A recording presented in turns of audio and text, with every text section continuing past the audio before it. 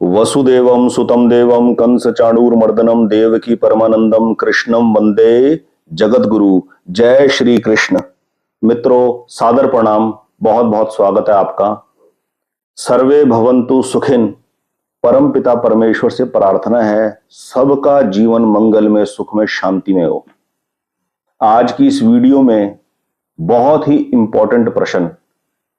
जीवन में जब आदमी होश संभालता है तो सबसे पहले उसको इसी प्रश्न का उत्तर देना चाहिए, क्योंकि उसको यह प्रश्न खुद को पता होता नहीं है, तो उसके अंदर यह प्रश्न जागृत करना चाहिए।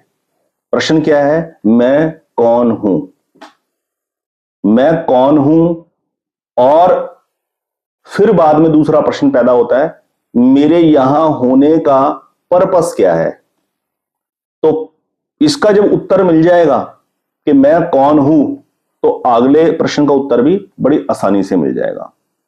प्रश्न बड़ा ही गंभीर है और बहुत ही बड़ा है, और ऐसा लगता है बड़ा ही कॉम्प्लेक्स है, लेकिन इसका उत्तर बहुत ही सरल और बहुत ही सीधा है।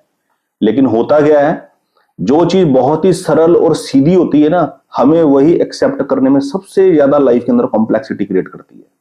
हम कॉम्प्लेक्स चीजों को तो एक्सेप्ट करने में बहुत मेहनत करते हैं और हमें लगता है this is the right path, लेकिन लाइफ ठीक इसके ऑपोजिट है। लाइफ जो है वो बहुत ही सिंपल और सरल है, लेकिन हम उसे एक्सेप्ट नहीं करते। तो ये जो प्रश्न है मैं कौन हूं, इसका उत्तर स्वयं भगवान दे रहे हैं। श्रीमद् भगवद गीता के 15वें अध्याय के 7वें श्लोक में भगवान कहते हैं, ममे वांशो जीव लोके जीव भूत सनातनः मनः षष्टानि इंद्रियाणि प्रकृति स्थानी कर्षति।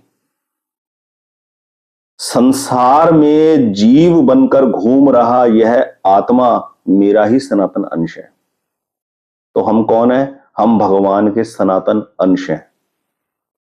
अब इस बात की स्वीकृति यदि हो जाए जीवन में, इस बात का स्मरण हर वक्त बना रहे, तो जीवन के कितने उपद्रव है जिनसे छुटकारा मिल जाए। गलत काम की तरफ आदमी बढ़ ही नहीं सकता, बढ़ ही नहीं सकता। अगर इस प्रश्न के जो हमें उत्तर मिला है, इसकी स्मृति हर वक्त बनी रहे, और ये बताने वाले कोई और नहीं, स्वयं भगवान है। भगवान स्वयं बोल रहे हैं, ममे वांशो जीव लोके जीव भूत सनातन। ये जीव मेरा ही सनातन अंश है।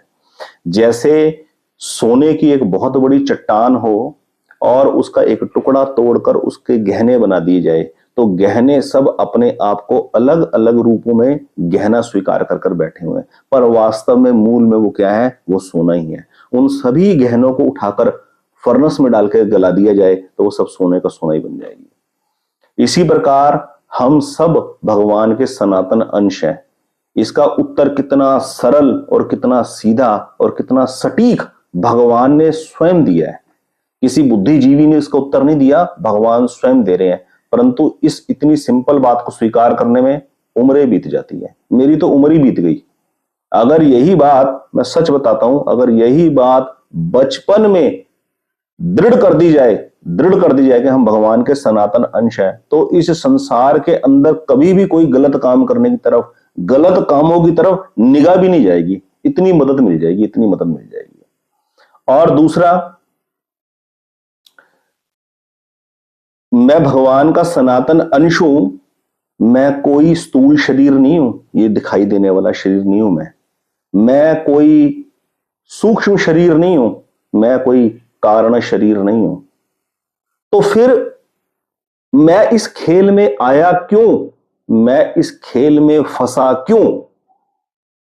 मैं इस खेल में इसलिए फंसा क्योंकि सृष्टि के अनादि काल में जब पहली बार मुझे ईश्वर ने यह शरीर प्रदान किया, तो मैं इसको अपना मान बैठा, इससे अपने सुख की व्यवस्था करने लग पड़ा।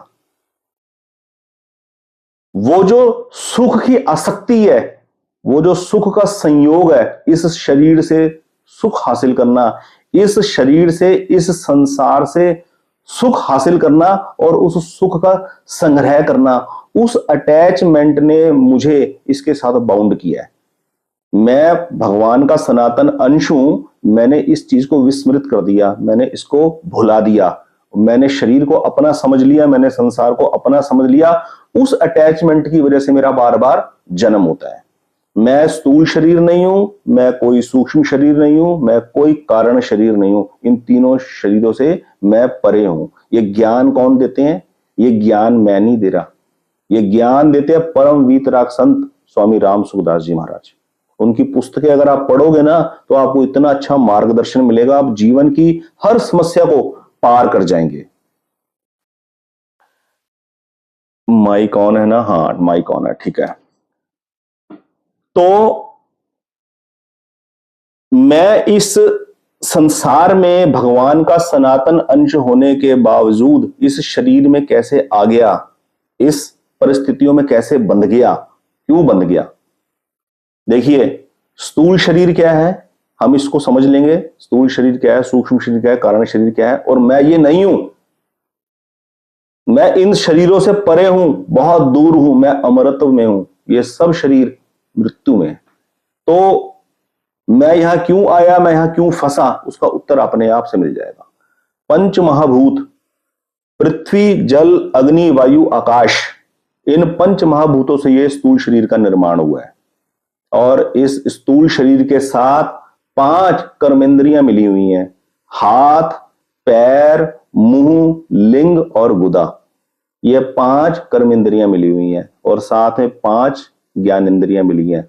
आंख, नाक, कान, जीभ और त्वचा। जीभ रसना का स्वाद लेने के लिए, त्वचा स्पर्श का आनंद लेने के लिए, मजा लेने के लिए। आनंद नहीं, आनंद वर्ड गलत, मजा लेने के लिए। तो 5 पंच महाभूत हो गए, 5 कर्मेंद्रियां हो गई और 5 ज्ञानेंद्रियां हो गई। ये 5 कर्मेंद्रियों और 5 ज्ञानेंद्रियों से किस चीज का आदमी मजा लेता है? 5 तन्मात्राओं का, रूप का, रस का, गंध का, स्पर्श का और श्रवण का। ये हो गई टोटल 20। 5 पंच महाभूत हो गए, 5 कर्मेंद्रियां हो गई, 5 ज्ञानेंद्रियां हो गई और 5 तन्मात्राएं हो गई। और इनका सर्वोपरि एक मन, 21 हो गए। और 3 हो गए गुण, सतोगुण, रजोगुण, तमोगुण। इन 24 के संघात की माया है। इस माया में आके मैं फंसा हूं। भगवान का सनातन अंश होकर भी मैं इस माया के संघात में आके फंसा हूं। क्यों? क्योंकि मैंने इस माया को अपना माना है। मैंने एक्सेप्ट किया ये माया मेरी है, मैंने एक्सेप्ट किया है, मैंने इनके मजे को अपना मजा समझा है। ये यात्रा अनादिकाल से चलती आ रही है और उसका बोध अब आज इस युग में हो रहा है और हम उसके विषय में चर्चा कर रहे हैं।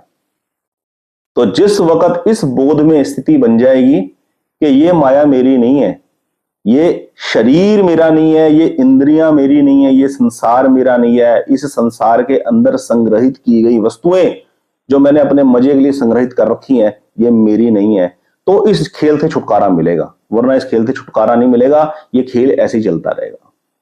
तो भगवान का ये जो आश्वासन है, भगवान की ये जो श्योरिटी है, भगवान का ये जो कथन है, भगवान की ये जो गाइडेंस है, ममे वंशो जीव लोके जीव भूत सनातना, कि ये जो जीव है, ये जो आत्मा है, जीव इसलिए बोला गया कि संसार को अपना मानता है, संसार से फायदा उठाना चाहता है, संसार से सुख सामग्री चाहता है, इसलिए इसको जीव बोला है। वैसे है वो आत्मा, एक्चुअली वो आत्मा है। आत्मा जो है वो प्योर फॉर्म है, गॉड की प्योर फॉर्म है, एक छोटा ग्रेन्यूल है, एक छोटा हिस्सा है।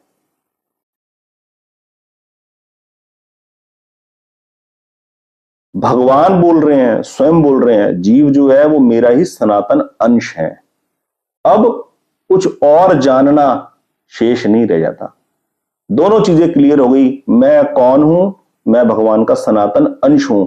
मैं कोई भी स्थूल शरीर, कोई भी सूक्ष्म शरीर, कोई भी कारण शरीर नहीं हूं।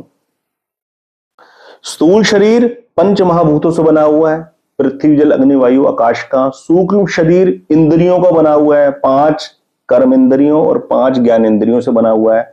और कारण शरीर स्वभाव है, सतगुण रजोगुण तमोगुण का संघात है कारण शरीर। ठीक है, मुझे भूख लगी, मैं आज बहुत स्वादिष्ट चीज खाऊंगा, ना तो मैं भूख हूं और ना मैं भोजन हूं, मैं भूख को देखने वाला हूं। मैं इस स्थूल शरीर से, मैं इस सूक्ष्म शरीर से, मैं इस कारण शरीर से बिल्कुल अलग हूं, मैं विटनेस हूं इसका। भूख लगी, मैं आज अपनी मनपसंद वस्तु खाऊंगा, सूक्ष्म शरीर कह रहा है। स्थूल शरीर उस मनपसंद वस्तु को खाएगा, सूक्ष्म शरीर डिसाइड कर रहा है। सूक्ष्म शरीर का जो मन है, इंद्रियों का जो स्वामी है मन, वो डिसाइड कर रहा है आज मैं वो फलाने दुकान की चाट पापड़ी खाऊंगा, मुझे आज वो चाहिए, मैं वो खाऊंगा। ठीक है, और मैं ऑर्डर देकर अपने नौकर को अपने ऑफिस चलेगा, आज शाम को भल्ला पापड़ी चाट पापड़ी 2 प्लेटें लेकर आइयो वहां से, मैं वो खाऊंगा शाम को, मेरा आज उसका मन है।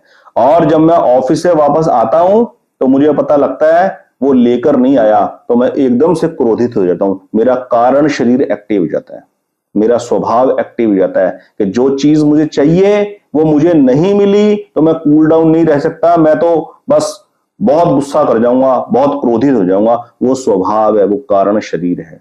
ये जो स्थूल शरीर है, सूक्ष्म शरीर है और ये जो कारण शरीर है, यही नए जन्म के कारण है, यही नए जन्म की फाउंडेशन है। लेकिन स्वादिष्ट चीज खाने वाला ये स्थूल शरीर, उस स्वादिष्ट चीज कहां से मिलेगी, क्या मिलेगी, कितनी मात्रा में मिलेगी, उसको डिसाइड करने वाला वो सूक्ष्म शरीर, और मिलने का आनंद लेने वाला और न मिलने पर क्रोधित होने वाला वो कारण शरीर। तीनों ही मैं नहीं हूं, मैं उन तीनों से परे हूं, मैं विटनेस हूं उसका। जब इस प्रकार की जीवन उपयोगी नॉलेज हमें मिलती है ना, तो हमें जीवन के अंदर सिचुएशंस को कैसे हैंडल करना है उसकी बहुत समझ पैदा करते हैं ईश्वर। और इस चीज को अगर आप डिटेल में पढ़ना चाहते हैं तो गीता प्रेस गोरखपुर की ये पुस्तक है, मैं फ्रंट कैमरे से बना रहा हूं इसलिए नाम आपको उल्टा लिखा हुआ दिखाई देगा, कोई बात नहीं, मैं पढ़ के बता देता हूं। तत्व चिंतामणि ये पुस्तक है, जयदयाल गोविंदका जी की लिखी हुई, जो गीता प्रेस गोरखपुर के संस्थापक हैं। और पेज नंबर 377 के ऊपर 377 के ऊपर ये डिटेल दे रखी है, ईश्वर तत्व। उसके अंदर ये बात का एक्सप्लेनेशन है कि ये 24 तत्वों का संघात है माया का, जिसमें आकर हम फंसे हैं। इसके लिए अपनी वासनाओं की पूर्ति करने के लिए, पिछले जन्म के अंदर हमारी इच्छाएं, हमारी वासनाएं, हमारी डिजायर्स अधूरी रह गई और हम शरीर को अपना मानते हैं, इंद्रियों को, मन को अपना मानते हैं, बुद्धि को अपना मानते हैं। इसलिए उस सनातन अंश ने मुक्त नहीं हो पाया, एक नया शरीर धारण किया है, इस संसार की यात्रा पर निकला अपनी इच्छाओं की पूर्ति करने के लिए। अब संसार में इच्छाओं की पूर्ति करते हुए यदि बोध हो जाए ईश्वर का, तो आदमी इस जंजाल से छूट सकता है। तो आप इन पुस्तकों को पढ़ सकते हैं, और इन पुस्तकों को कोई ज्यादा बड़ी महंगी की पुस्तक नहीं है, मात्र 200 रुपए इसका मूल्य है। अब इस महंगाई में शायद 250 रुपए का हो गया तो कह नहीं सकता, लेकिन आप ये पुस्तकें गीता प्रेस ऐप के ऊपर, गूगल प्ले स्टोर के ऊपर गीता सेवा ऐप है, उस ऐप के ऊपर free of cost in books को पढ़ सकते हैं, वहां सारी बुक्स ये अवेलेबल है।